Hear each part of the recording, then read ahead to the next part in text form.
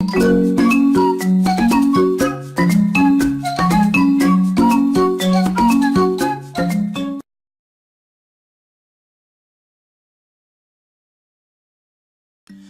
here I have my dry ingredients, which is 1 cup of chickpea flour, a half a cup of white spelt flour, a third cup of kamut flour, and an eighth of a teaspoon of sea salt. I've gone ahead and mixed that well together to combine. You can also add in 1 teaspoon of clove as well. And to this I'm adding grapeseed oil. I'm adding a fourth of a cup of grapeseed oil.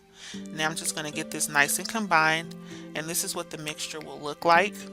Now I'm going to go ahead and add in my sparkling spring water. I'm adding a little at a time until I've added in 1 to 1.5 cups. You want to just add this a little at a time so that you do not overmix. And when you are done, this is what it will look like.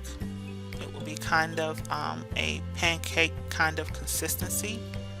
And now I'm going to go ahead and add in my agave. So I'm adding in a half of a cup of agave.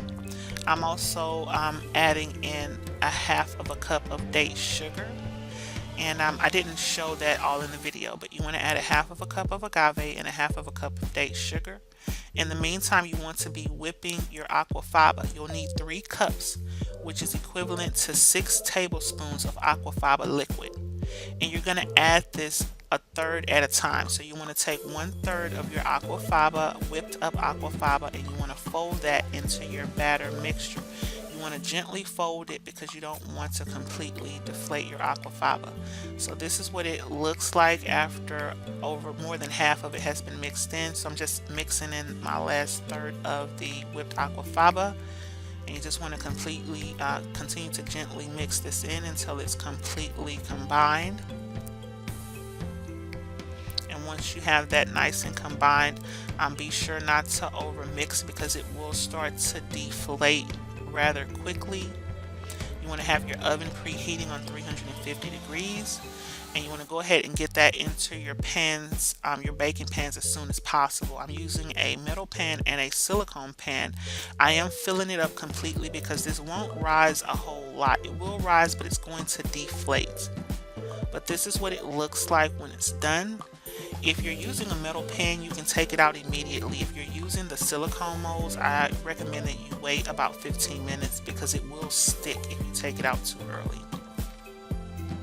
So this is what it looks like after it's cooled off a little bit, and you can see that it is completely cooked on the inside. It's nice and it has a nice texture to it, and it's nice and soft and has a little spongy consistency. And I've gone ahead and added a little bit of date caramel to the top of one of the mini bundt cakes, and you can see that it turned out really nice. And I'll leave a link in the description box below for the date caramel sauce. And here I've just cut it open so you can see on the inside how nice the cake actually cooked up. It has a nice texture and it's completely done, and it's light and delicious. And there you have it.